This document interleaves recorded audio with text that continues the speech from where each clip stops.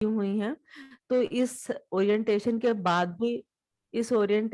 बाद भी अगर आपको पढ़ाने में या कंटेंट में या किसी भी तरीके की समस्या हो, तो हम लोग आपस में मिलकर के और स्पेशली मैम के सानिध्य में हम लोग प्रॉब्लम सॉर्ट आउट कर पाएंगे। तो अब बिना विलंब किए मैं professor Madhurama Pradhan, director happy thinking lab, ma'am को इनवाइट करूंगी कि मैम हमारे संग जो लोग जुड़े हुए हैं उनको थोड़ा सा ओरिएंट करें। सबसे पहले तो ये को करिकुलर का कॉन्सेप्ट बता दे, क्योंकि मुझे काफी प्रयास करना पड़ रहा है, लोगों को क्लैरिटी नहीं है कि एग्जैक्टली है क्या चीज। तो पहले आप थोड़ा वो हमें बता दें और फिर इस कॉन्सेप्ट के बारे में बताएं कि ये कंटेंट तो आप बताएंगी बताएंगी, पर ये बच्चों को कोर्स पढ़ना क्यों जरूरी है। और मैं हमेशा अपने क्लास में भी कहती हूँ कि पढ़ाई केवल ज्ञान और नंबर के लिए नहीं की जाती है, पर साइकोलॉजी एक ऐसा सब्जेक्ट है जिसको आत्मसार किया जाता है। तो आप थोड़ा सा हमारी टीचर्स को ये ओरिएंट करें कि वो बच्चों तक कैसे ये बात पहुंचाएं कि साइकोलॉजी पढ़ना केवल एक सब्जेक्ट और एकेडमिक कोर्स नहीं है, but it is something which will add to their self and to their wellbeing. So once again, thank you, Madhurima ma'am, for taking out this time, and over to you, ma'am. Thank you doctor Archana. And first of all मैं आपको धन्यवाद देना चाहूंगी कि आपने मुझे आमंत्रित किया इस कोर्स के बारे में बताने के लिए, और सभी कॉलेज टीचर्स को मेरा धन्यवाद कि आपने यहाँ ज्वाइन किया इसको समझने के लिए। क्योंकि जब ये एनईपी का कॉन्सेप्ट आया तो उस समय हम लोग हैप्पी थिंकिंग लैब हमने 2020 में एस्टेब्लिश की थी, और उस एक विशेष उद्देश्य से, एक विशेष कॉन्सेप्ट से डेवलप की थी। तो उस समय जो एनईपी का कॉन्सेप्ट आया और उससे हम लोग जुड़े, तो मुझे लगा कि हम एक ऐसा कोर्स दे सकते हैं जो कि हमारे सारे स्टूडेंट्स के लिए ज़्यादा यूजफुल होगा। वैसे तो एनईपी के हर लेवल पे अलग अलग फीचर्स हैं, चाहे वो प्राइमरी एजुकेशन हो, सेकेंडरी एजुकेशन हो, लेकिन हम सब चूंकि हायर एजुकेशन से जुड़े हैं। तो इसके कुछ जो मुख्य बिंदु हैं वो ये हैं कि सबसे पहले तो ये है कि जितने भी हमारे स्टूडेंट्स जो भी पढ़ने आते हैं वो किसी भी लेवल के हो, चाहे वो 99%, 98% वाले हों, या फिर कुछ एवरेज स्टूडेंट भी होते हैं जो 45-50% भी करते हैं। तो उन सबकी जो एक यूनिक कैपेबिलिटीज है उनको हम लोग पहचानें और उनको हम लोग आगे बढ़ाएं। उनकी जो स्ट्रेंथ है उनके अंदर, जो क्षमताएं हैं, उनका भरपूर विकास जो है वो एनईपी का एक उद्देश्य है। साथ ही ये भी एक उद्देश्य है कि स्टूडेंट्स को फ्लेक्सिबिलिटी हो, कि उनके सामने बहुत सारे ऑप्शंस हैं लेकिन वो उसमें से चूज कर सकें। तो इसीलिए हमारे लखनऊ विश्वविद्यालय में जो को करिकुलर सब्जेक्ट्स आए हैं, वो 6 डिपार्टमेंट्स ने को करिकुलर कोर्सेज दिए हैं, जिसमें से कि एक हमारा मनोविज्ञान विभाग की ओर से ये कोर्स आया है, होलिस्टिक हेल्थ एंड हैप्पीनेस का। तो एक फ्लेक्सिबिलिटी दी है स्टूडेंट्स को कि वो चूज कर सकते हैं कि उनको कौन सा प्रोग्राम चूज करना है और कौन सा उनके सामने ऑप्शंस है, किसमें से वो क्या चीज जो है वो ज्यादा पसंद करेंगे। और को करिकुलर का कॉन्सेप्ट ही अपने आप में ये है कि जो करिकुलर एक चीजें हैं, एकेडमिक चीजें हैं, उसके बियॉन्ड भी आप जाकर के सीखें और डेवलप हों। क्योंकि आपकी कैपेबिलिटीज जो है उसका विकास तभी होगा जबकि आप शैक्षणिक और जो शैक्षणेतर चीजें हैं उन सबों में आपका एक डेवलपमेंट हो। तीसरी मोस्ट इम्पोर्टेंट चीज ये है कि एनईपी में आर्ट्स और साइंस का कोई हार्ड सेपरेशन नहीं है। मतलब ये नहीं है कि जो आर्ट्स को पढ़ रहे हैं बच्चे वो साइंस के सब्जेक्ट नहीं पढ़ सकते, या जो साइंस पढ़ रहे हैं वो आर्ट्स के सब्जेक्ट्स नहीं पढ़ सकते।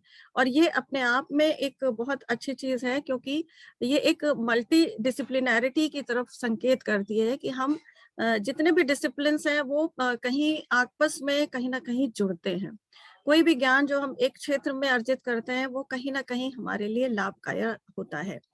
जो लोग आर्ट्स पढ़ते हैं उनके लिए साइंस की समझ होना थोड़ा जरूरी है, और जो साइंस पढ़ते हैं उनके लिए कुछ और ऐसे कौशल जरूरी हैं जो कि उनके जीवन को सुगम और सहज बनाते हैं। तो लाइफ स्किल्स जो हैं वो सबको सीखनी है, क्योंकि सबको एक लाइफ, अच्छी लाइफ चाहिए, एक हैप्पी लाइफ चाहिए। तो होलिस्टिकली डेवलप करने के लिए ये जो साइंस और आर्ट का गैप है इसको मिटाया गया और एक मल्टी डिसिप्लिनरी और होलिस्टिक अप्रोच को लेकर के चला गया। तो इसीलिए हमने ये जो अपना कोर्स डेवलप किया, इसका टाइटल है होलिस्टिक हेल्थ एंड हैप्पीनेस। क्योंकि ये हेल्थ और हैप्पीनेस ऐसी चीज है कि आपका उससे विषय से कोई मतलब नहीं है। आप कोई भी विषय पढ़ें, लेकिन सभी को अच्छा स्वास्थ्य चाहिए और सभी को खुशी चाहिए। जितने भी हम लाइफ में अपने एफर्ट्स करते हैं ज्यादा नंबर लाने के लिए, या रिश्ते बनाते हैं, या हम मटेरियलिस्टिक चीजें जमा करते हैं, जीवन की दौड़ भाग करते हैं, वो सब कुछ हमें खुशी के लिए चाहिए। तो ये ग्लोबल एक तरह से कोर्स बनाया है जो कि हर डिसिप्लिन में पढ़ने वाले बच्चे के लिए सहज और सुगम हो सके। तो अब इससे आगे मैं बढ़ती हूँ और मैं अपना स्क्रीन आप सबके साथ शेयर करूंगी, जिससे कि आप पैर फिसल गया तो उनको लगा कि हाँ उतारना चाहिए। अभी से निवेदन है कि अपने आप को म्यूट कर लें और जब सेशन ओवर हो जाए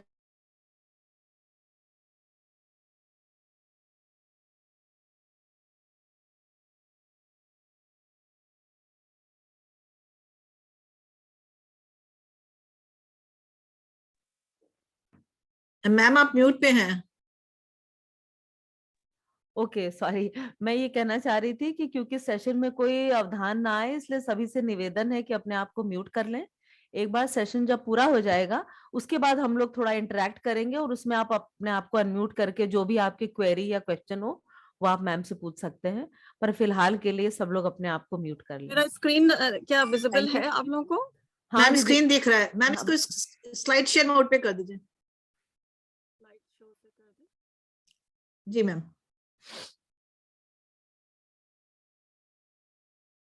फ्रॉम द हो बिग, गया? हाँ फुल Yes, स्क्रीन ma'am. हो गया?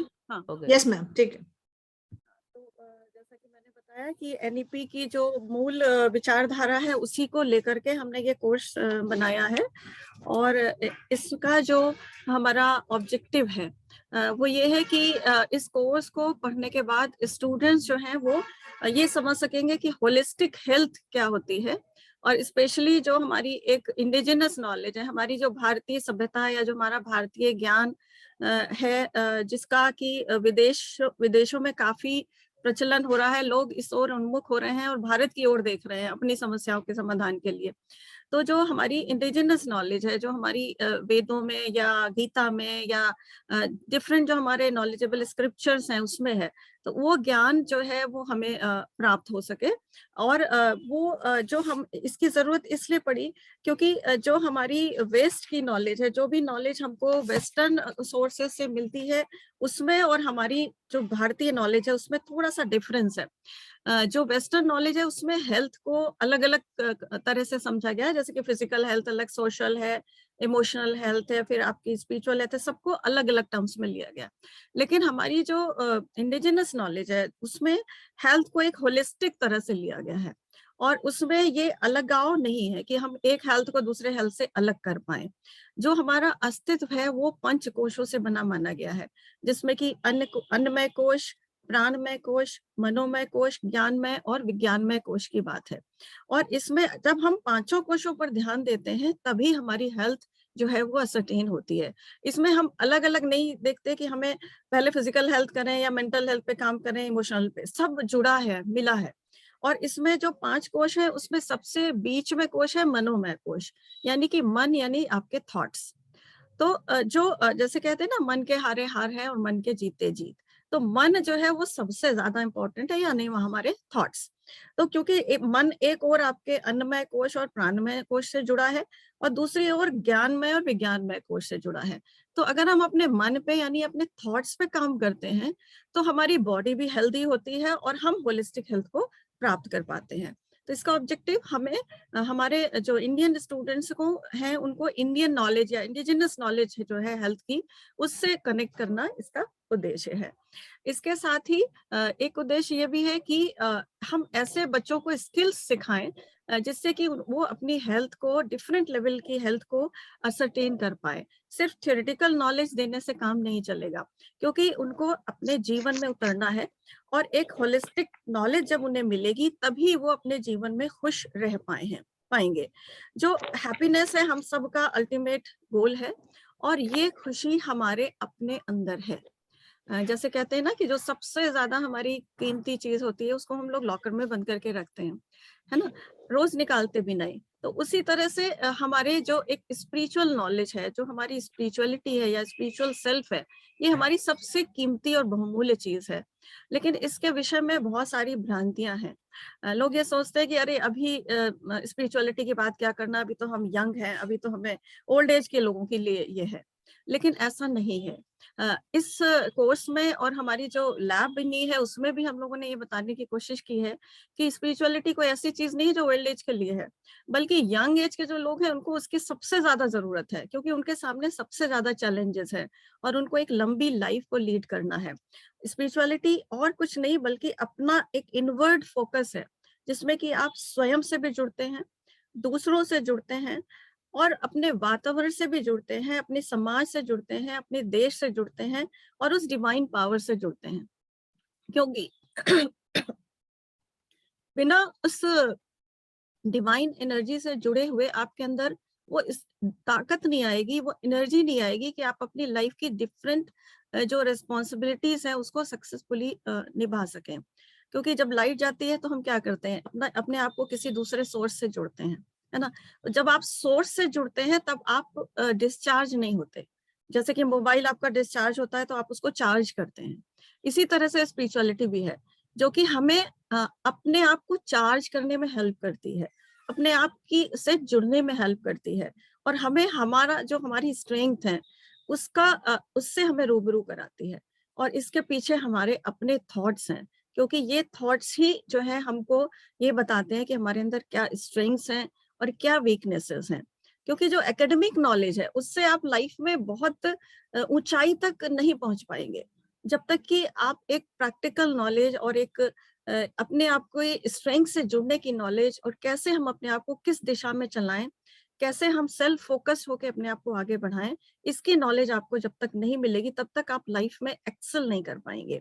और इसके लिए हमने देखा जो अभी तक हम लोगों ने मनोवैज्ञानिक नॉलेज देखी, जो हम लोग पढ़ते रहे सालों से, हम लोग वेस्टर्न साइकोलॉजी के कॉन्सेप्ट्स को पढ़ते रहे और जो अब रिसेंट ब्रांच ऑफ साइकोलॉजी है जो कि पॉजिटिव साइकोलॉजी, वो हम पढ़ रहे हैं, जो कि सन 2000 में आई। और इस पॉजिटिव साइकोलॉजी में बहुत सारे कॉन्सेप्ट्स हमारे इंडियन साइकोलॉजी के हैं, लेकिन फिर भी कहीं अधूरापन है। और जब तक हम उसको अपनी इंडियन साइकोलॉजी से सप्लीमेंट नहीं करेंगे तब तक वो होलिस्टिक नहीं होगी नॉलेज। तो इस कोर्स की जो रिक्वायरमेंट है वो दो तरह से है।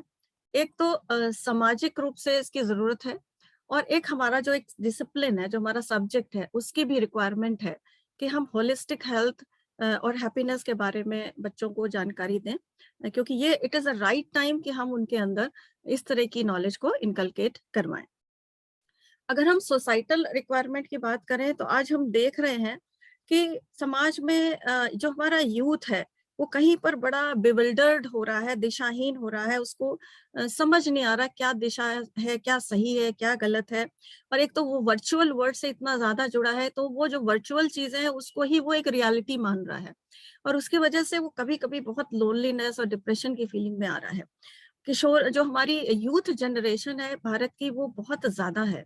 और अगर हम कहें कि India is a country of youth तो गलत नहीं होगा, लेकिन जो हमारा एक मेजर सोर्स है यूथ, उसको हम स्ट्रेंथन नहीं कर पा रहे, क्योंकि बहुत सारी कॉम्प्लिकेशंस आ रहे हैं, बहुत सारी मटेरियलिस्टिक बाधाएं आती हैं, क्योंकि हम जिस भंवर में फंसे रहते हैं उसके बियॉन्ड हम सोच ही नहीं पाते।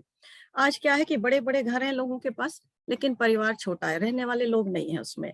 बहुत सारी हमारे पास शिक्षा है, एजुकेशन की बहुत सारी डिग्रियां हैं, लेकिन कॉमन सेंस नहीं है कि हम लाइफ को कैसे जिए। बहुत मेडिकल एडवांसमेंट हो गया है, लेकिन स्वास्थ्य नहीं अच्छा है, आए दिन हम दवाइयां ही खाते रहेंगे। तो मतलब और भी बहुत से उदाहरण दे सकते हैं। चंद्रमा की दूरी हमने तय कर ली है, लेकिन हमें ये नहीं पता कि हमारे पड़ोस में कौन रहता है, तो हमें लोगों से जुड़ना नहीं आता। बहुत सारा ज्ञान है बट नॉलेज काफी नहीं है, विजडम नहीं है हमारे पास। बहुत सारी जनसंख्या बढ़ गई है, इतने सारे लोग हो गए हैं, मानव जनसंख्या इतनी बढ़ गई है, लेकिन मानवता नहीं है।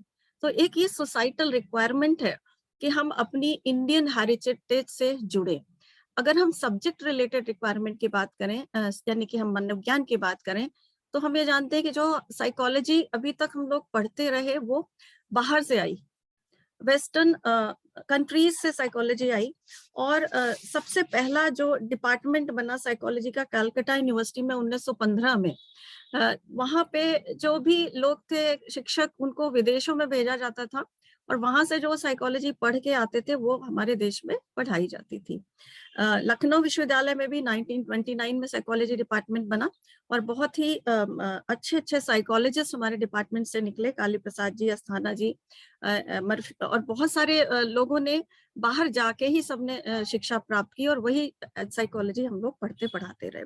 इंडिपेंडेंस के बाद भी, स्वतंत्रता के बाद भी यही ट्रेंड रहा।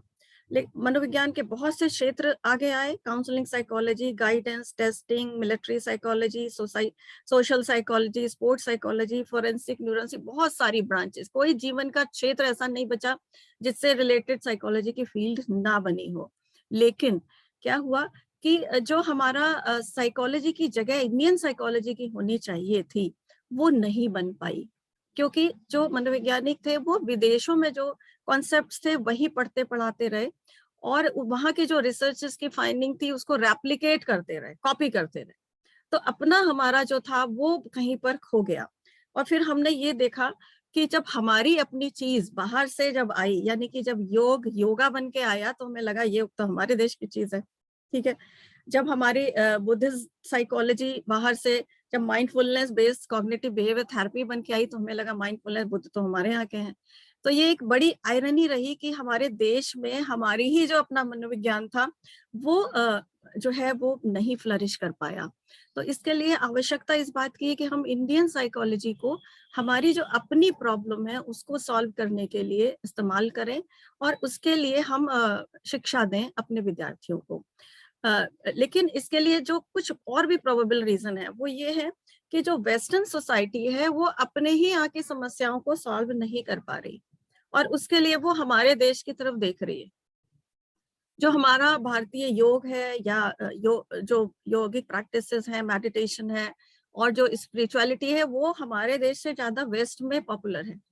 और इनफैक्ट आप यकीन जानिए कि वहां पर तो एक ये लग्जरी है, बड़े बड़े पार्लर्स बने हुए हैं जहाँ लोग जाके हजारों लाखों रुपए खर्च के योग और मेडिटेशन सीखते हैं, जो हमारे यहाँ एकदम फ्री में था और हमारी ये अपनी विरासत थी। तो हमारी जो अपनी विरासत है उससे जुड़ना हमारी आवश्यकता है। और एक चीज और भी है कि जो भारतीय मनोविज्ञान है वो किसी एक धर्म की बात नहीं करता। जो हमारी वैदिक धर्म है वो जितने भी धर्म है उन सबको अपने आप में समाहित करता है, ऑल इन वन। और ये जरूर है कि कुछ मिसकंसेप्शंस रहे, जैसे कि धर्म के नाम पर लोगों ने 33 करोड़ देवी देवता बनाए और अलग अलग लोगों को, सोसाइटी को बांट दिया। लेकिन जो अल्टीमेट वैदिक नॉलेज है उसमें किसी भी धर्म की बात नहीं की है। तो इसलिए भी जरूरत है कि इंडियन साइकोलॉजी में इतनी पावर है कि ये पूरे वर्ल्ड को एक गाइड करने की क्षमता रखती है। विश्व गुरु बनने की श्रेणी में भारत आ सकता है। और हम सबने ये देखा, पूरा विश्व ने ये देखा कि भारत किस तरह से एक रेजिलिएंट कंट्री बन के आया। हमारे देश में कितनी समस्या रही, दासता रही और मतलब भूखमरी, बीमारी, फ्लड्स, अर्थक्वेक्स, अनएम्प्लॉयमेंट, इतनी सारी समस्याएं रही, लेकिन उसके बाद भी भारत एक रेजिलिएंट कंट्री बन के आया। रेजिलिएंट यानी कि समस्या आने पर आप उससे जूझते हैं, ना कि आप उससे हारते हैं, बल्कि आप बाउंस बैक होके आप और ज्यादा मजबूत होके सामने आते हैं। तो ये सारी चीजें रही जिसकी वजह से हमें अपने ही मनोविज्ञान से जुड़ने की जरूरत है। और इसलिए इस कोर्स को हमने बनाया क्योंकि हम सबको अच्छा स्वास्थ्य चाहिए, हम सबको जीवन में खुशी चाहिए, राइट। अब जो विदेशों में मनोविज्ञान पढ़ा गया, यानी कि क्लिनिकल साइकोलॉजी और एक पॉजिटिव साइकोलॉजी यानी कि सकारात्मक मनोविज्ञान, हालांकि ये इसका नॉमेनक्लेचर या नाम वेस्ट से ही आया है, लेकिन इसमें बहुत सारी चीजें हमारे भारतीय मनोविज्ञान से जुड़ी हुई हैं। तो उसमें एक विरोध है कि हम कौन सा मनोविज्ञान ले जिससे कि हम ज्यादा फ्लरिश कर सकें, ज्यादा खुश रह सकें। अगर हम दोनों को कंपेयर करते हैं तो पॉजिटिव साइकोलॉजी हेल्थ को एक कंटिन्यूम की तरह देखती है, जिसमें कि अभी तक जो क्लिनिकल साइकोलॉजी थी वो एक डिजीज मॉडल लेके चलती थी। यानी कि उसमें हम लोग ये देखते हैं कि किस तरह से जो सिम्टम्स हैं एंगर, एंजाइटी, डिप्रेशन, न्यूरोसिस के, या कि किसी व्यक्ति को शिजोफ्रेनिया के सिम्टम्स हैं, किसी को मैनिक डिप्रेसिव है, किसी को ओसीडी है। तो ये सारी चीजें जो हैं वो हम कैसे दूर करें, उन सिम्टम्स को हम कैसे दूर करें, कैसे उन वीकनेसेस को दूर करके व्यक्ति को एक सामान्य या एक न्यूट्रल या एवरेज की श्रेणी में लेकर के आए। लेकिन जो पॉजिटिव साइकोलॉजी है वो ये देखती है कि किस तरह से हम ना केवल व्यक्ति को सामान्य बनाए, बल्कि हम उसकी लाइफ को ज्यादा खुशनुमा, ज्यादा संतुष्ट बनाएं, जिससे कि उसकी लाइफ में एक्साइटमेंट हो, फ्लरिशिंग हो, उमंग हो, उत्साह हो, और किस तरह से वो अपनी ही स्ट्रेंथ से जुड़े, उसकी जो अपनी कॉम्पिटेंसीज है उससे वो जुड़े, और इसकी कोई लिमिट नहीं है, आप कहीं तक भी जा सकते हैं। जबकि क्लिनिकल साइकोलॉजी वहां पर समाप्त होती है जहाँ की एक व्यक्ति नॉर्मल या एवरेज की श्रेणी में आता है। तो ये हमने देखा कि किस तरह से पॉजिटिव साइकोलॉजी चैलेंज करती है डिजीज मॉडल को, यानी कि बीमारी का मनोविज्ञान नहीं पढ़ना हमें, हमें स्वास्थ्य का मनोविज्ञान पढ़ना है, स्ट्रेंथ्स का मनोविज्ञान पढ़ना है, और ऐसा मनोविज्ञान पढ़ना है जो कि हमें आगे ले जाए, हमें लाइफ में मैक्सिमम खुशी दिलाए, जिसके कि हम हकदार हैं। हर व्यक्ति को हक है कि वो अपनी लाइफ में ज्यादा से ज्यादा खुश रह सके, और उसको ऐसी खुशी मिले जो कि स्थायी हो। जैसे कि बड़े लोग भी आशीर्वाद देते हैं ना, तो वो कभी नहीं ये कहते कि आप भाई आज खुश रह लो, या एक हफ्ता खुश रह लो, या भाई महीना भर खुश रह लो। वो कहते हैं सदा खुश रहो, है ना। तो हम सब सदा खुश रहना चाहते हैं, आनंद में रहना चाहते हैं। तो इसके लिए पॉजिटिव साइकोलॉजी देती है बहुत सारे एक गाइडलाइंस देती है, और ये बताती है कि कौन से लोग ऐसे हैं जो सबसे ज्यादा खुश रहते हैं, कौन से लोग ऐसे हैं जो कि सोसाइटी को ज्यादा कंट्रीब्यूट करते हैं, और अपनी कम्युनिटी में स्ट्राइव करते हैं, जितनी भी समस्या है उससे बाउंस बैक करते हैं।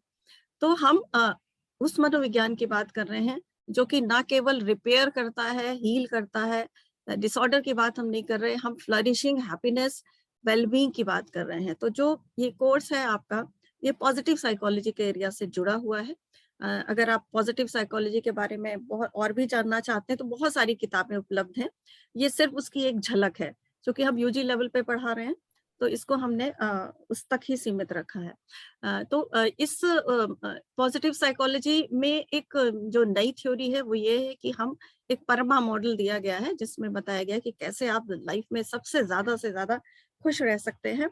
और उसमें पहला जो पॉइंट है दैट इज पी, यानी कि आपके अंदर पॉजिटिव इमोशंस हो, आपके अंदर लव, पीस, हैप्पीनेस, एक्सटेसी, इस तरह के इमोशंस हो। आपके जो स्ट्रेंग्थ्स हैं उसको आप इंगेज कर पाए, यानी कि जो भी काम आप करें वो आपकी को इंगेज करे, आपको करने में मजा आए। कभी कभी होता है ना, टाइम का पता ही नहीं चलता। जैसे कि जो पेंटर्स हैं या कुछ जो कलाकार हैं, आर्टिस्ट हैं, जब कुछ पेंटिंग बनाते हैं तो उनको समय का पता नहीं चलता, कब खाने का टाइम निकला, कब कोई आया गया, कुछ नहीं पता। आप इंगेज्ड हैं अपने आप में, क्योंकि वो काम आपको मजा दे रहा है, आनंद दे रहा है। और रिश्ते आपके ऐसे होते हैं जिसमें कि आप सिक्योर फील करते हैं, आप लव, ट्रस्ट महसूस करते हैं, और मीनिंग होता है लाइफ में, यानी कि आपके जीवन में कुछ उद्देश्य होते हैं, और आप उनको प्राप्त करते हैं तो आपको लगता है कि लाइफ सार्थक है। और फिर आपको एक अकम्पलिशमेंट की फीलिंग आती है कि you have done something in your life and you are satisfied. तो it is a PERMA model of happiness and wellbeing which is very essential for understanding to achieve happiness, health in life. तो इसी concept को लेके हम लोगों ने happy thinking lab बनाई है यूनिवर्सिटी में 2020 नवंबर 2021 में। इसका उद्घाटन माननीय राज्यपाल श्रीमती आनंदीबेन पटेल जी ने किया। और एक ये छोटा सा मैंने वीडियो आपके साथ शेयर कर रही हूँ, जिसको आप समझेंगे कि ये हैप्पी थिंकिंग लैब का कॉन्सेप्ट क्या है और ये जो कोर्स है इसका कॉन्सेप्ट क्या है, क्योंकि ये उसी के कॉन्सेप्ट से जुड़ा है काफी कुछ। I am just sharing.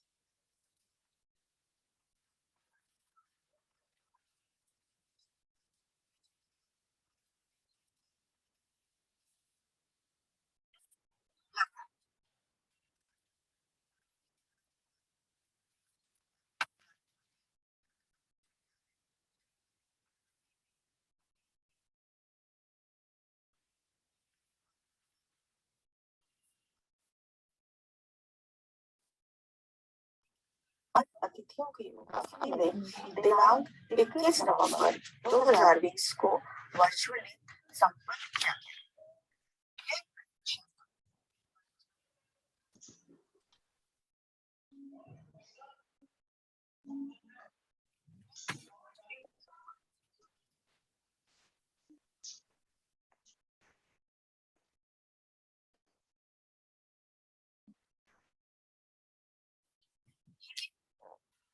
ये माइक क्लोज करो हमारा।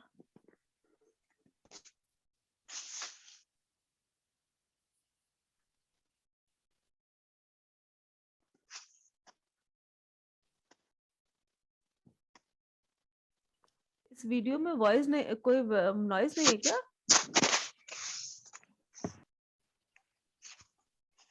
नहीं मैम, मुझे लगता है वीडियो में वॉइस नहीं है कोई। अच्छा, वॉइस नहीं आ रही है? नहीं नहीं नहीं। मैम, वॉइस नहीं आ रही। अच्छा, पिक्चर दिख रही है? हाँ पिक्चर तो दिख रही है, वो भी अच्छा, फ्लो में दिख रही है, लेकिन कुछ भी अच्छा, नॉइज। आवाज नहीं आ रही है इसका मतलब। हम्म।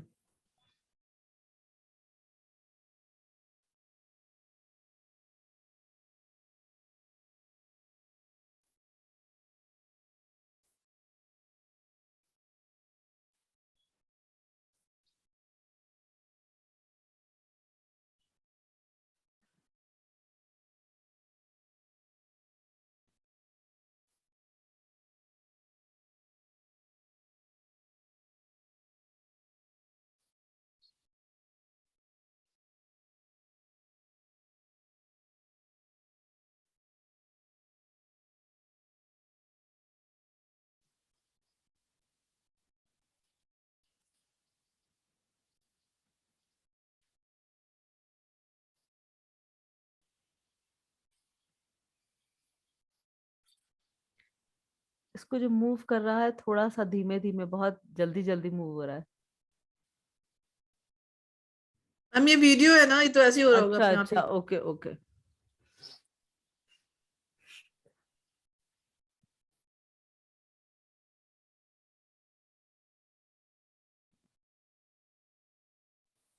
Am I audible? Yes you are. ये मैंने एक पिक्चर, आप शायद नहीं सुन पाए, इसमें ये पूरा वीडियो था। तो इसमें हमने इसको कॉन्सेप्ट को इसी तरह से रखा है कि कैसे हम अपने स्टूडेंट्स को उनके साइको स्पिरिचुअल डेवलपमेंट की तरफ जोड़ें और उनको एक प्लेटफॉर्म दें जहां पर वो एक्सपीरियंस कर सकें कि किस तरह से अपने आप में एक इनवर्ड फोकस रख के वो अपनी लाइफ को ज्यादा हैप्पी और हेल्दी बना सकते हैं। तो हमने 2021 में बहुत सारे orientation programme, workshop, international conference इस तरह से करे और 2022 में ये कोर्स हम लोग अब लॉन्च करने जा रहे हैं। और मुझे खुशी है कि आप सब भी इससे जुड़ रहे हैं कहीं ना कहीं। तो भविष्य में हम सब इससे रिलेटेड बहुत से और भी कार्यक्रम करते रहेंगे। अब इसमें अब हम आते हैं अपने कोर्स कंटेंट पे, जो कि हमारा इससे रिलेटेड है। और इसकी जो पहली यूनिट है उसमें सभी ने जो साइकोलॉजी बैकग्राउंड है वो सभी जानते हैं कि हेल्थ में एक WHO की डेफिनेशन है जिसमें फिजिकल, मेंटल, सोशल वेलबींग की बात की गई है। और ये कहा गया है कि हेल्थ सिर्फ वो नहीं है जो कि आप एक, अगर आपके अंदर बीमारी नहीं है तो आप हेल्दी हैं, क्योंकि सिर्फ बीमारी का ना होना हेल्थ नहीं है। अगर आप अपनी जो एक्चुअल आपकी पोटेंशियलिटीज है उसको अगर आप अचीव कर पा रहे हैं तो आप हेल्दी हैं। लेकिन आयरनी ये है कि ज्यादातर लोग ये समझते हैं कि फिजिकली हेल्दी होना ही सब कुछ है। अगर आप फिजिकल अच्छी अपीयरेंस दिखाते हैं, आप अच्छी डाइट ले रहे हैं, एक्सरसाइज कर रहे हैं, तो आप हेल्दी रह सकते हैं, है ना। आप लेकिन हेल्थ अगर खराब होती है, आपके पास डॉक्टर हैं, आपके उनके पास चले जाते हैं। लेकिन जो मेंटल प्रॉब्लम्स हैं, जो मानसिक समस्याएं हैं, उनके लिए अभी भी बहुत सारा स्टिग्मा है, लोग वहां तक नहीं जाते। जो भी काउंसलर्स हैं या साइकेट्रिस्ट हैं उनके पास नहीं जाते। तो अगर हम मानसिक रूप से स्वस्थ रहना चाहते हैं तो हमें न केवल शारीरिक बल्कि मानसिक स्वास्थ्य का भी ध्यान रखना होगा। अगर हम शारीरिक रूप से स्वस्थ हैं लेकिन हमारे थॉट्स नेगेटिव हैं, अगर नेगेटिव थॉट्स रख रहे हैं तो हमारे अंदर वो शारीरिक परिवर्तन भी साथ साथ होते जाते हैं, क्योंकि विचार जो है वो हमारी बॉडी के चेंजेस के द्वारा रिप्रेजेंट होते हैं। उसी के अनुरूप हमारे शरीर में परिवर्तन होते हैं, जो हार्मोनल सिक्रेशंस हैं डोपामाइन या ऑक्सीटोसिन, एंडोर्फिन्स, ये पॉजिटिव हार्मोन्स तभी रिलीज होते हैं जब हमारे थॉट्स जो हैं वो पॉजिटिव होते हैं। तो अगर हम थॉट्स को पॉजिटिव रखते हैं तो उसका प्रभाव सीधे सीधे हमारे शरीर पर पड़ता है। लेकिन साथ में जो हमारी एक सोशल हेल्थ है वो भी बहुत जरूरी है। कोरोना के पीरियड में हमने देखा कि हम सामाजिक रूप से अलग हो गए, सोशल डिस्टेंसिंग है, नहीं मिलजुल रहे हैं, लेकिन फिर भी इस समस्या के साथ भी हमने ये देखा कैसे कि हम रिश्तों को बना के रख सकते हैं। हालांकि रिश्तों को बनाए रखना आजकल जो एक कॉम्पिटिटिव वर्ड है, रिलेशनशिप अब्यूजेस बहुत हो रहे हैं। हमें पता भी नहीं चलता कि कब हम रिश्तों में अब्यूज से गुजर रहे हैं, स्पेशली जो यूथ है, जो हमारा एडोलसेंट है या जो टीनेजर्स हैं, वो जिस चीज को समझते हैं कि हाँ ये बहुत अच्छा रिश्ता है या इस रिश्ते में सब कुछ है, लेकिन थोड़े समय के बाद उनको लगता है कि उनको रिश्तों में धोखा हुआ या वो उनको वो ट्रस्ट नहीं मिला जो कि उनको मिलना चाहिए था। तो एक सोशल हेल्थ भी बहुत जरूरी है। डोमेस्टिक वायलेंस के भी बहुत सारे केसेस आते हैं। अक्सर हमारी लैब में या हमारे काउंसलिंग सेल में बहुत सारे बच्चे आते हैं जो रिश्तों में बहुत सारी पेन और तकलीफ से गुजर रहे होते हैं और उन्हें पता भी नहीं लगता कि कब वो उसके भंवर में फंस गए और कैसे उनको निकलना है। तो ये physical health, mental health, social health बहुत ही आवश्यक एस्पेक्ट है। और इसके साथ ही हम देखते हैं कि एक स्पिरिचुअल हेल्थ, क्योंकि जब लाइफ में बहुत सारा स्ट्रेस होता है, सब तनाव होता है, तो बहुत सारे प्रश्न, एग्जिस्टेंशियल क्वेश्चंस दिमाग में आते हैं। जैसे हु एम आई, मैं कौन हूँ, मेरे जीवन का उद्देश्य क्या है, मैं कहाँ जा रहा हूँ, मेरी लाइफ में मतलब क्यों ये सब हो रहा है, मेरे ही साथ क्यों हो रहा है। तो बहुत सारे प्रश्न जो है वो जुड़ते हैं। और लेकिन सच्चाई ये है कि जो हमारा स्पिरिचुअल डायमेंशन है उस पर हम लोग बिल्कुल भी उतना ध्यान नहीं दे पाते। अब इसमें मुझे एक छोटी सी कहानी याद आ रही है, वो मैं आपसे शेयर करूंगी तो आप इस बात को शायद अच्छे से समझ पाए। कि एक राजा था, उसकी 4 वाइफ्स थी, ठीक है। तो जो उसकी पहली वाइफ थी उसका वो बहुत ध्यान रखता था, उसको खूब अच्छे अच्छे कपड़े और गहने सारी चीजें उसको देता था। और जो सेकंड वाइफ थी वो बहुत सुंदर थी, तो वो उसको मतलब जो भी आता था उसको बहुत सजा संवार के उसको दिखाता था, सबको मिलाता था कि ये मेरी वाइफ है और बहुत खुश होता था कि मेरी इतनी सुंदर मेरी वाइफ है। जो थर्ड वाइफ थी वो उसकी बहुत विश्वास पात्र थी और कभी भी जब उसको समस्या आती थी तो वो उससे शेयर करता था और वो उसको राय देती थी कि उस समस्या से कैसे निकलना है, और वो उससे काम करता था और उस पर सफलता मिलती थी। चौथी जो वाइफ थी वो पूरा घर का सारा काम काज संभालती थी, सब कुछ संभालती थी और मतलब वो कुछ भी उससे कभी भी अपेक्षा नहीं करती थी और वो भी उसकी ओर ध्यान नहीं देता, उस पर सबसे कम उसको ध्यान देता था। तो एक बार राजा बीमार पड़ा, तो जब वो बीमार पड़ा तो उसने सोचा कि अब तो मैं बीमार पड़ा हूँ, अब तो पता नहीं मैं कितने दिन जीऊंगा, अब तो मैं बिल्कुल अकेला हो जाऊंगा, मुझे ये सब छोड़ के जाना पड़ेगा। तो उसने जो है अपनी पहली वाइफ को बुलाया उसे और उससे बोला कि भाई अब तो मुझे लगता है दुनिया छोड़ के जाना पड़ेगा और मैं अकेला हो जाऊंगा, मेरा वहां पे कैसे मन लगेगा, तो तुम मेरे साथ चलो। तो वो मुंह फेर के चली गई, उसने कहा कि मैं क्यों जाऊं, मैं तो नहीं जाती। अब बेचारा वो बहुत दुखी हो गया कि मैंने इसको सबसे अच्छे कपड़े दिए, सबसे अच्छा इसको सुविधाएं दी और फिर ये इस तरह से बिहेव कर रही है। फिर जो सेकंड वाइफ थी उसको उसने बुलाया और उससे कहा कि मैंने हमेशा तुम्हें समाज के सामने रखा और तुम मेरी पहचान हो, मैं तुमसे जुड़ा हूँ और तुम मेरे साथ चलो, क्योंकि अब मैं कुछ ही इस दुनिया का मेहमान हूँ और मैं चला जाऊंगा। तो उसने कहा नहीं, मैं क्यों जाऊं तुम्हारे साथ, मैं इतनी सुंदर हूँ और तुम चले जाओगे तो मुझे बहुत चाहने वाले लोग हैं, मैं कहीं और चली जाऊंगी। अब वो और भी उसका मन टूट गया। फिर उसने तीसरी वाइफ को बुलाया और उससे कहा, फिर वही प्रश्न किया कि भाई मैं जा रहा हूँ और कोई भी मेरे साथ नहीं है, अकेला हूँ, तुम मेरे साथ जो है वो चलो। तो उसने कहा कि मैं तो नहीं जा सकती, लेकिन हाँ मैं ये कर सकती हूँ कि मैं तुम्हें तुम्हारे फ्यूनरल तक या तुम्हारे शमशान घाट तक छोड़ दूं और वहां से फिर मैं वापस आ जाऊंगी, उससे ज्यादा मैं दूर नहीं जा सकती। तभी उसको एक आवाज आई और वो उसकी फोर्थ वाइफ थी। उसने कहा कि कोई नहीं जाएगा तो मैं तुम्हारे साथ चलूंगी। तो उसको बहुत आश्चर्य हुआ, उसने कहा कि मैंने इसको ऊपर तो कभी ध्यान भी नहीं दिया और हमेशा इसको इग्नोर किया, ना इसको अच्छे कपड़े दिए, ना अच्छे गहने दिए, ना किसी को के सामने आने दिया, और यही मेरा सच्ची वाइफ है और ये मेरा सच्चा मित्र है जो मेरे साथ जाने के लिए तैयार है। तो मेरा कहने का यह मतलब यह है कि ये चारों वाइफ जो हैं इनको समझिए। पहली वाइफ जो है वो है हमारी बॉडी। हमारी बॉडी क्या होती है, हम उसको खूब सजाते हैं, संवारते हैं, अच्छे कपड़े, अच्छे गहने, सब कुछ रखते हैं, लेकिन क्या है कि वो हमारे साथ नहीं जाती। दूसरी वाइफ है हमारे पोजेशंस, यानी हम अच्छी महंगी चीजें खरीदते हैं और शो ऑफ करते हैं, उनको दिखाते हैं कि मेरे पास इतनी बड़ी गाड़ी है, मेरे पास इतने कीमती चीजें हैं, इतनी सारी पोजेशंस हैं। और लेकिन वो क्या होता है, वो हमें देखने में अच्छे लगते हैं, दूसरों को अच्छे लगते हैं, लेकिन जब हम नहीं रहते तो वो दूसरों के पास चले जाते हैं, हम उसका भोग भी नहीं कर पाते। तीसरी जो वाइफ है, इनफैक्ट जो है वो हमारे रिलेटिव्स, फ्रेंड्स, हमारे रिश्ते। तो रिश्तेदार क्या करते हैं, जब हम जाते हैं दुनिया से तो वो क्या करते हैं, हमारे शमशान घाट तक छोड़ देते हैं, उसके बाद नमस्ते। लेकिन जो हमारी सोल है वो हमारी सच्चा मित्र है, लेकिन हम उस पर सबसे कम ध्यान देते हैं। तो अगर हम होलिस्टिक हेल्थ की बात करते हैं तो हमें फिजिकल, मेंटल, सोशल और स्पिरिचुअल, तीनों ये सारे डायमेंशंस पर काम करना होगा, तभी हम होलिस्टिकली हैप्पी रह पाएंगे। और जब हम इन सब पे ध्यान देंगे तब हम इन्वायरमेंट के बारे में भी सोचना हमें पड़ेगा, क्योंकि वातावरण से हम प्रभावित होते हैं। अगर हमारे वातावरण में पॉल्यूशन है, एयर पॉल्यूशन है, नॉइस पॉल्यूशन है, जो सांस हम ले रहे हैं, जो पानी हम पी रहे हैं, वो अगर प्रदूषित है तो हमारा स्वास्थ्य भी खराब होगा। तो अगर हम स्वयं से जुड़ते हैं, यानी अगर अपनी सोल से जुड़ते हैं, तब हम अपने वातावरण के बारे में भी सोचते हैं कि हमें अपने वातावरण को के भी स्वास्थ्य का ध्यान रखना है। तो हेल्थ जो है होलिस्टिक है और उसके इतने ये सारे डायमेंशंस हैं जिन सबों पर ध्यान देना जरूरी है अगर हम खुश रहना चाहते हैं। और खुशी कैसी, ऐसी खुशी नहीं जो आ जाए और कल चली जाए, खुशी ऐसी जो हमेशा रहे, हमारी अपनी अमानत बन के रहे। ठीक है, तो इसमें अभी हमने बात करी स्पिरिचुअलिटी की, तो ये बहुत ही नेचुरल है, क्योंकि हमारी जो लाइफ है वो it is a combination of our soul and body.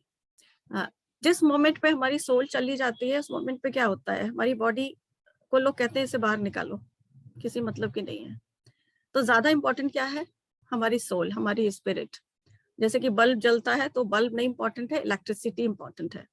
But ये सच ऐसा है कि इसको हम हमेशा इग्नोर करते रहते हैं और इससे जुड़ते नहीं, जबकि यही एक पावर हाउस है, यही एक एनर्जी का सोर्स है, जहां से अगर हम अपने आप को कनेक्ट कर लेते हैं तो हमारी लाइफ में एनर्जी आती है। अगर हम पॉजिटिव थॉट्स क्रिएट करते हैं तो हमारी बॉडी अच्छी होती है। अगर हम रिश्तों में पॉजिटिव थॉट्स क्रिएट करते हैं तो रिश्ते अच्छे होते हैं। अगर हम अपने वर्क प्लेस पे पॉजिटिव थॉट्स रखते हैं तो हमारे वर्क प्लेस रिलेशनशिप और वर्क प्लेस में हमारे अचीवमेंट्स अच्छे होते हैं। इसी तरह से अपनी इन्वायरमेंट और सोसाइटी और कम्युनिटी और देश, अगर हम पॉजिटिव थॉट्स रखते हैं तो हम हर लेवल पे कंट्रीब्यूट कर सकते हैं। तो इसमें जो यूनिट 1 है, इसमें ये दिखाया गया है कि स्पिरिचुअलिटी क्या है। It is a journey from our मूलाधार टू सहस्त्रार। हमारे जो चक्र हैं वो 7 चक्र हैं और ये चक्र जो है in fact they are our energy wheels. जैसे कि जो हमारी एनर्जी होती है वो इन चक्रों में रहती है। दे आर द एनर्जी वॉर्टिसेस, या जैसे कि वॉर्टिस कहते हैं ना, चक्रवात होता है। जैसे कि बहुत जब बमंडर आता है ना, या समुद्र में आपने देखा भंवर सी आती है, तो वो गोल गोल गोल गोल घूमती है, तो इसी उसमें पूरी एनर्जी होती है। और उसका जो सेंटर होता है वो सेंटर जो है वहां पर पीस होती है। जैसे कि जो भी स्टॉर्म होता है उसमें एक आई ऑफ द स्टॉर्म होता है। अगर उस जगह पर आप पहुंच जाते हैं तो स्टॉर्म भी आपको असर नहीं करता। तो ये एक चक्र है, एक एनर्जी, साइकिक एनर्जी जो है हमारी सटल फॉर्म में, एक सूक्ष्म रूप में हमारे शरीर के सेंटर्स में रहती है।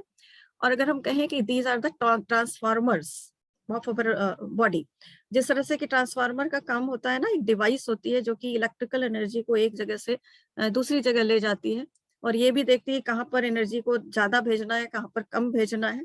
तो ये एक ट्रांसफार्मर की तरह कार्य करते हैं।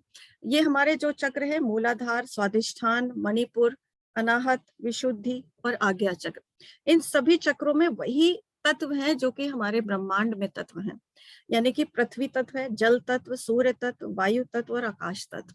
कहते हैं ना, यथा ब्रह्मांड तथा पिंडे। ब्रह्मांड में जो कुछ है वही हमारे शरीर में भी है।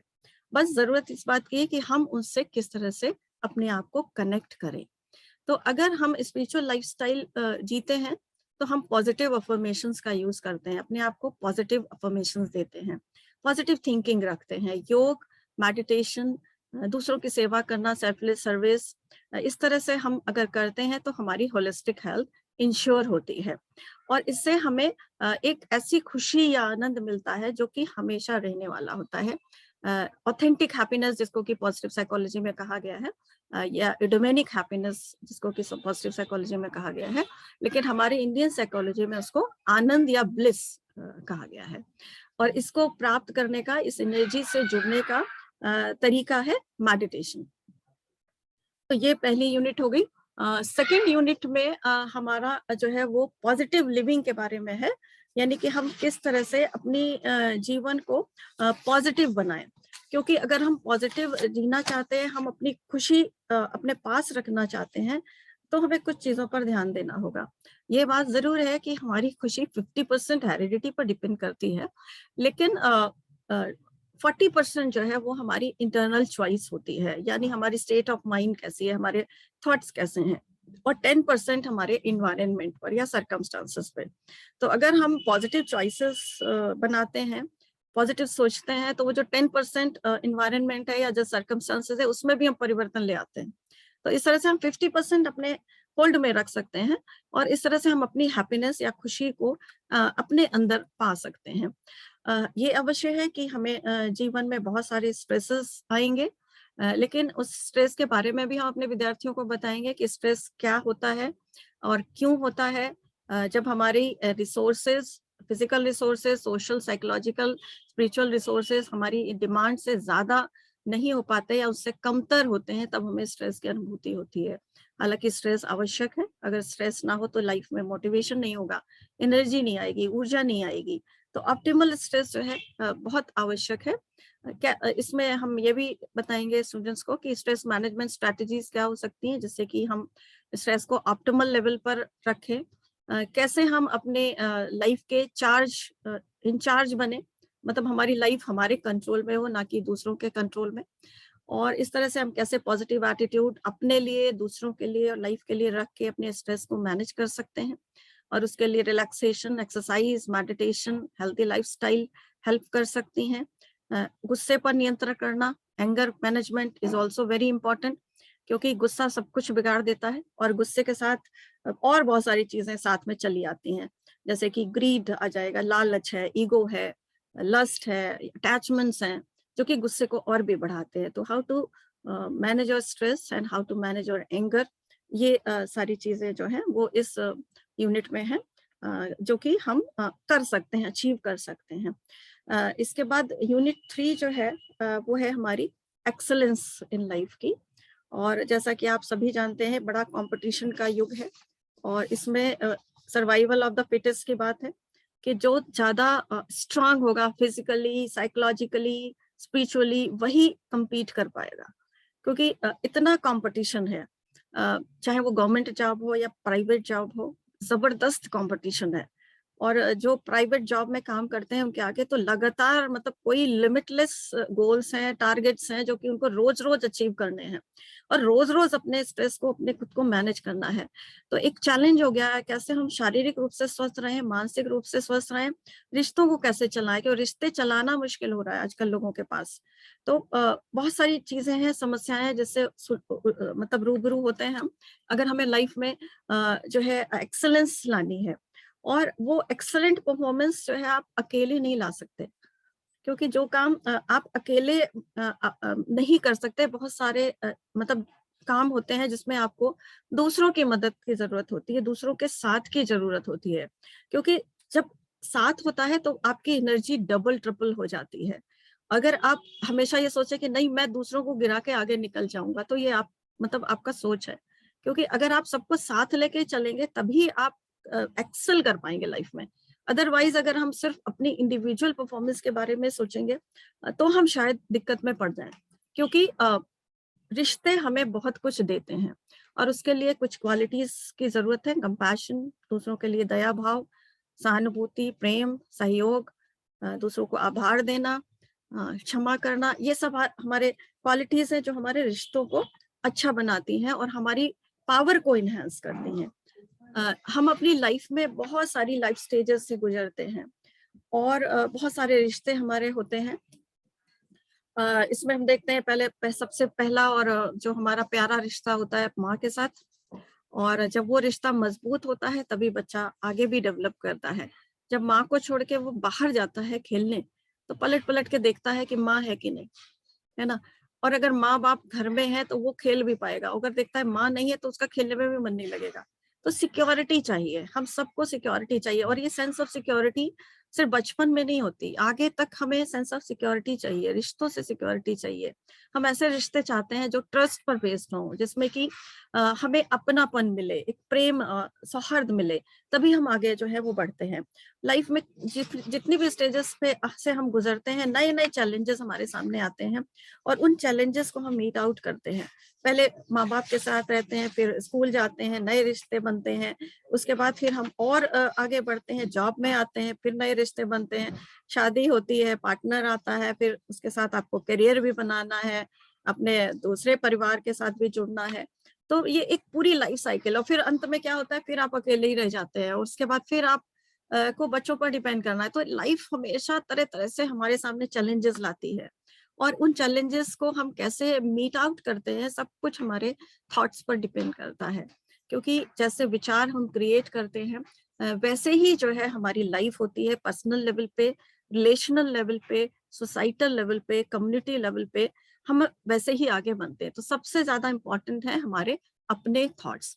तो जो हमारी क्वालिटी ऑफ थॉट्स है, किस तरह की है, हम किस तरह के विचार क्रिएट कर रहे हैं, क्योंकि उससे ही हमारी फीलिंग्स, एटीट्यूड्स, हमारे व्यवहार, हमारा व्यक्तित्व, हमारी स्वास्थ्य, हमारे रिश्ते, हमारी वर्क लाइफ, सब कुछ उस पर डिपेंड करती है। तो कभी ये नहीं सोचना है कि हमें, अगर हम अकेले बैठ के सोच रहे हैं तो इससे किसी को क्या, नहीं। जो भी हम थॉट क्रिएट कर रहे हैं, क्योंकि थॉट एक एनर्जी है, और जैसे वाइब्रेशंस हम क्रिएट करते हैं, वैसे ही वाइब्रेशंस हमारे पास लौट के वापस आते हैं। क्योंकि हेल्थ क्या है, social, physical, social, emotional, spiritual, सब कुछ जुड़ा है। अगर आप हमेशा दुखी रहते हैं, मेरे पास कुछ नहीं है, अरे मेरे पास ये नहीं है, पड़ोसी के पास इतना कुछ है, मैं तो कुछ नहीं कर पाया, तो वो वाइब्रेशंस जो है वो आपके बाहर जा रहे हैं। और जो स्पिरिचुअल लेवल पे वो वाइब्रेशंस लौट के आ रहे हैं, तो ऊपर वाला वहां बैठ के जो सुन रहा है वो कहता है तथास्तु, ठीक है, दुखी हो ना तो दुखी रहो। लेकिन अगर हम कहते हैं कि नहीं, हम बहुत खुश हैं, हम जो भी स्थिति है उसमें हम संतुष्ट हैं, और आभार व्यक्त करते हैं, तो वो एनर्जी, वो पॉजिटिव थॉट एनर्जी वो वापस लौट के आती है, क्योंकि थॉट में वाइब्रेशंस हैं। और ये चीज तब अनुभव होती है जब आप मेडिटेशन से जुड़ते हैं या अपने आप से जुड़ते हैं, तब थॉट की एनर्जी आपको पता चलती है कि थॉट में कितनी एनर्जी है। और अगर आप पॉजिटिव थिंकिंग रखते हैं, तो आपको उसका न केवल फिजिकल एडवांटेज मिलता है, बल्कि साइकोलॉजिकल, इमोशनल और सोशल एडवांटेज भी मिलता है। जो लोग हमेशा रोते धोते रहते हैं, मेरे पास तो ये प्रॉब्लम, मेरे पास तो ये प्रॉब्लम, तो लोग क्या कहते हैं, अरे ये तो हमेशा रोते ही रहते हैं, इनके पास बैठ के क्या मिलना है, तो लोग उनसे फिर दुनिया बनाते हैं। तो अगर आप खुश होंगे, संतुष्ट होंगे, तो लोग आपसे जुड़ेंगे, and you will create more and more energy for your own self. आप अपने शरीर के लिए, अपने मन के लिए, दूसरों के लिए, वातावरण के लिए वो थॉट क्रिएट करेंगे। तो थॉट्स जो हैं बहुत इंपॉर्टेंट है। लेकिन एक ये भी चीज है कि हमारी जो रिश्तों में सक्सेस है, हमारी लाइफ में जो सक्सेस है, वो सिर्फ शिक्षा से, एकेडमिक इंटेलिजेंस से नहीं मिलती।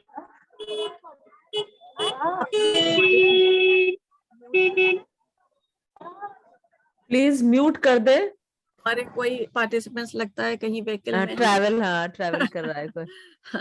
चलिए, जीवन भी एक यात्रा है और हम लोग इस यात्रा से भी गुजर रहे हैं, सुन रहे हैं, ये अच्छी बात है। चलिए, तो हम ये देख रहे थे, बात कर रहे थे कि इमोशनल जो आपकी आईक्यू है, उसकी एक सेट लिमिट है।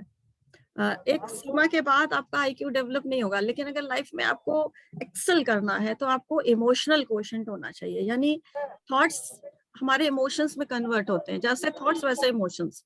तो हमें इमोशंस पे भी काम करना है। कभी कभी हम थॉट्स को नहीं कंट्रोल कर पाते, लेकिन इमोशंस को कहीं कंट्रोल कर पाते हैं, क्योंकि वो एक्सप्रेशन में होते हैं। तो कैसे हम अपने इमोशंस को कंट्रोल करें, कैसे हम दूसरों के इमोशंस को समझें, जिससे कि हमारे न केवल हम स्वयं में कंफर्टेबल हो, बल्कि हमारे रिश्ते भी अच्छे हों। क्योंकि हमारी जो लाइफ में एक्सेलेंस है वो इमोशनल इंटेलिजेंस से आती है। तो ये हमारी थर्ड यूनिट थी। अब लास्ट यूनिट जो है वो फोर्थ यूनिट है, और ये भी बहुत इंपॉर्टेंट यूनिट है, क्योंकि सब चीजें हमारे बस में नहीं होती कभी कभी, और हमें कभी कभी लगता है कि अब हमें कुछ चीजें बदलनी चाहिए। जो अभी हम कुछ आज हैं वो हमारे पास्ट में जो हमारे एक्सपीरियंसेस हुए, जो हमारा सोशलाइजेशन हुआ, उसके आधार पर हम डेवलप हुए। लेकिन अब वो डेवलप हो गए, बाद में पता पड़ता है कि अरे भाई ये तो बड़ी गलत आदत पड़ गई। और अक्सर हम लोग कहते हैं ना बड़े बुजुर्गों से, या कहते हैं कि ये इतनी सी बात इनकी समझ में क्यों नहीं आ रही, क्योंकि वो अपने फिक्स्ड माइंडसेट में है, वो चेंज नहीं होना चाहते। तो कहा है कि जब हम बदलना बंद कर देते हैं या नया नया सीखना बंद कर देते हैं तो हम बूढ़े हो जाते हैं। तो जब तक आप नया नया सीखते रहेंगे, पॉजिटिव सीखते रहेंगे, अपनी लाइफ को नया करते रहेंगे, तब तक जो है आप यंग और यूथफुल रहेंगे और आपकी लाइफ में हैप्पीनेस बनी रहेगी। क्योंकि चेंज जो है वो एक प्रकृति का नियम है। आपने देखा कि पुराने पत्ते पीले हो जाते हैं, गिर जाते हैं, नए पत्ते आते हैं। सूरज रोज नया निकलता है, पानी हमेशा बहता रहता है, तभी ताजा रहता है। जहां वो एक जगह जमा हुआ उसमें स्मेल आने लगती है। तो change is the law of nature. उस प्रकृति के नियम से आपको जुड़ना है। तो अपने आप को कैसे रोज रोज नया करें। जो हमारी पुरानी आदतें हैं, जो हमारी ऐसी चीजें हैं जो हम चाहते हैं कि दूर हो जाएं, लेकिन वास्तव में कहना आसान है, करना बहुत मुश्किल है, लेकिन असंभव नहीं है। हमारी लाइफ साइकिल में बहुत सारे अनुभव ऐसे होते हैं, खट्टे मीठे, जो हमें अवसर देते हैं, चैलेंज करते हैं हम अपने आप को बदलने के लिए। अब कोरोना पीरियड में हम लोगों ने बहुत सीखा। अगर मैं पर्सनल लेवल पे कहूँ तो मैंने इंटरनेट से जुड़ना, मुझे बड़ा फियर सा लगता था कि कैसे इंटरनेट पे मैं कैसे क्लास लूंगी और मैं कैसे करूंगी। और वो समय था जब मैं खुद हेड थी। तो मैंने सोचा कि भाई पहले तो अपने ऊपर काम करो बेटा, तब तो दूसरों से कहोगे, तब तो आपके टीचर कहेंगे कि भाई ऑनलाइन क्लास लेनी है। तो सबसे पहले I work on my own fear कि हाँ भाई इंटरनेट से जुड़ना है, कैसे ऑनलाइन क्लास ली, पहले मैंने खुद सीखा। और आप सबको याद होगा शायद स्लेट भी हमारे यूनिवर्सिटी में आया, स्लेट पे भी मैंने क्लासेस ली और मैंने कहा कि नहीं मुझे तो सीखना ही है। तो हमें लाइफ में हमेशा जब तक हम नया नया करते हैं, नई स्किल, नई कॉम्पिटेंसीज हम सीखते रहते हैं, तब तक हम पॉजिटिव रहते हैं और हेल्दी और हैप्पी रहते हैं। तो कुछ हमारे ट्रेट्स हैं, पर्सनल ट्रेट्स, जैसे कि क्रिएटिविटी, विजडम, हमारी सेल्फ एफिकेसी यानी सेल्फ कॉन्फिडेंस हमारा, और कुछ हमारे वातावरण, कॉन्टेक्चुअल स्ट्रेंथ्स, अपनी फीलिंग्स पे काम करना, रिश्तों पे काम करना, क्योंकि रिश्ते भी बहुत इंपॉर्टेंट है हमारे अंदर चेंजेस लाने के लिए। तो जब हम साथ चलते हैं तो भी चेंज थोड़ा आसान हो जाता है। और इसके लिए बहुत जरूरी है कि आप ये लगातार सोचते रहें कि कैसे हमें आगे बढ़ना है, रुकना नहीं है। क्योंकि अगर आप रुके तो आपकी लाइफ में एक स्टेलनेस आ जाएगी, एक बासीपन आ जाएगा और आपकी लाइफ में वो खुशी नहीं रहेगी। तो अगर आपको खुशी ढूंढनी है तो नया नया कुछ चेंज करना पड़ेगा। तो इस यूनिट में आप देखेंगे कि कैसे हम अपनी लाइफ में चेंज लाते हैं, और चेंजेस की भी थ्योरी दी है, एक ट्रांस थ्योरेटिकल थ्योरी दी है। मतलब ट्रांस थ्योरेटिकल से मतलब ये कि थ्योरी की भी थ्योरी। कहा गया कि ये बदलो वो बदलो, लेकिन जब वास्तव में बदलते हैं तो क्या प्रॉब्लम्स आती हैं। हर स्टेज पे आपको समस्या आएगी। कुछ लोग तो बदलने नहीं चाहते, रेजिस्टेंस के स्टेज पे रहते हैं। अब उससे आगे निकलेंगे तो और क्या समस्या आएंगी। तो हर स्टेज पे, मेरी स्क्रीन क्या दिखना बंद हो गई है क्या? मेरी स्क्रीन दिख रही है आपको? हेलो, अभी यस मैम दिख रही है। अब शुरू से लग गई। हाँ कुछ दिक्कत मैम दिख रही थी हम लोग को।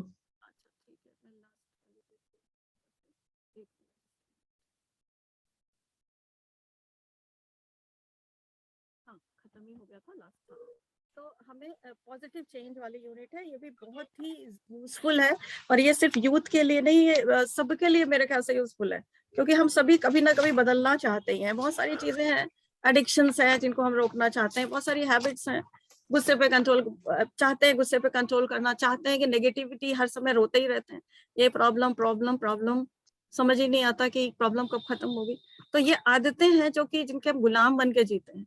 लाइफ में अगर हैप्पीनेस और फ्लरिशिंग लानी है तो हमें अपने आप को चेंज करना है, और उस चेंज के लिए कैसे हमें फैसिलिटेट करना है, ये इस यूनिट में है। तो आप सबसे मेरा अनुरोध है कि इसको आप लोग देखें, और इससे संबंधित जो भी चीजें हैं, जो भी मटेरियल है, वो हम लोग उस पर काम कर रहे हैं और हम आपके साथ शेयर करेंगे। वैसे मैं ये कहती हूँ कि सिर्फ साइकोलॉजी के ही टीचर्स इसको पढ़ाएं ऐसा नहीं है। बहुत सारे और डिसिप्लिन के टीचर्स भी जो हमसे जुड़े हुए हैं वो भी पढ़ा सकते हैं, क्योंकि मनोविज्ञान ऐसा विषय है जो आपके जीवन और व्यवहार से जुड़ा है। अपने व्यवहार से भी आपने बहुत कुछ सीखा है, अपने एक्सपीरियंसेस से बहुत कुछ सीखा है, और मनोविज्ञान उससे कहीं अलग नहीं है। वो भी उन अनुभवों की बात करता है। हो सकता है कि जो नॉन साइकोलॉजी वाले हैं उनके अनुभव बहुत एनरिचिंग हो और बहुत ही बढ़िया तरीके से अपनी लाइफ को जी रहे हो। जरूरी नहीं कि साइकोलॉजिस्ट ये सब कुछ जानते हैं। तो हम सिर्फ टेक्निकल नॉलेज, हाँ जरूर हम लोग थोड़ा सा एडवांस है, रिसर्च बेस हमारा स्ट्रांग है, थोड़ा हम लोग उसके से जुड़ सकते हैं, लेकिन सभी लोग जो इससे जुड़े हैं, क्योंकि जरूरी नहीं है कि साइकोलॉजी वाले ही पेपर पढ़ाएं, डिफरेंट डिसिप्लिन के लोग भी पढ़ा सकते हैं। तो this is all from my side, मेरी तरफ से जो मैंने इस कोर्स के बारे में to the best of my knowledge मैंने आपके साथ शेयर किया। तो फिर भी अगर कोई प्रश्न आपके मन में आ रहा हो, कोई चीज अगर आपको पूछनी हो, तो आप पूछ सकते हैं। You are welcome. Thank you very much. Thank you professor Pradhan for this enriching lecture. और मुझे लगता है ओरिएंटेशन एक माध्यम हम सब लोग के लिए हुआ, और जिसमें हम लोगों ने मैम से बहुत कुछ अपने लिए जो हम जीवन में आत्मसार कर सकें, ऐसा कुछ हमने पिछले 40 मिनट सुना, 40 या 50 मिनट। तो again ma'am thank you department की तरफ से और हम सभी पार्टिसिपेंट्स की तरफ से। आपने हमको बहुत एनरिचिंग एक सेशन लिया। अब मैं चाहूंगी अगर किसी के कोई क्वेश्चंस हो स्पेसिफिकली, या पहले हम लोग थोड़ा और मटेरियल पे बात कर लें। विभाग में 2 हमारे सब्जेक्ट एक्सपर्ट्स हैं, डॉक्टर नगमा जावेद और करमवीर। वो इस कोर्स को बेसिकली बच्चों को पढ़ाएंगे मैम के डायरेक्शन और मैम के इंस्ट्रक्शंस पे। तो डॉक्टर नगमा, आप कुछ बताना चाह रही हैं, कौन कौन सी बुक्स या कुछ किताबें हैं जो आपको लगता है कि हमारे जो टीचर्स हैं उनको देखनी चाहिए बिसाइड्स जो आप मटेरियल देंगी? Doctor Nagma Javed. Yes ma'am. So positive psychology की जो बुक्स हैं उनमें कुछ कुछ टॉपिक्स मिल सकते हैं, जैसे कार की बुक है, स्नाइडर की बुक है, पर इसमें सारी चीजें कहीं भी नहीं मिलेंगी मैम। इसको अलग अलग जगह से कलेक्ट करके ही पढ़ाना पड़ेगा। और इसमें हिंदी में भी बहुत कमी मटेरियल अभी अवेलेबल है। जो एक आध जगह मैंने देखा कुछ बुक्स हैं हिंदी की, उसके बारे में करमवीर बताएंगे। पर अभी as of now we don't have any book specifically for these topics. तो उसको अलग अलग जगह से हमको इकट्ठा करके ही पढ़ाना होगा मैम। थोड़ी सी एक लिस्ट बुक की दी हुई है उसमें सिलेबस में, पर उस किसी भी बुक में पूरा चीजें नहीं है। तो मैम उस पर कुछ वर्क कर रहे हैं हम लोग की कुछ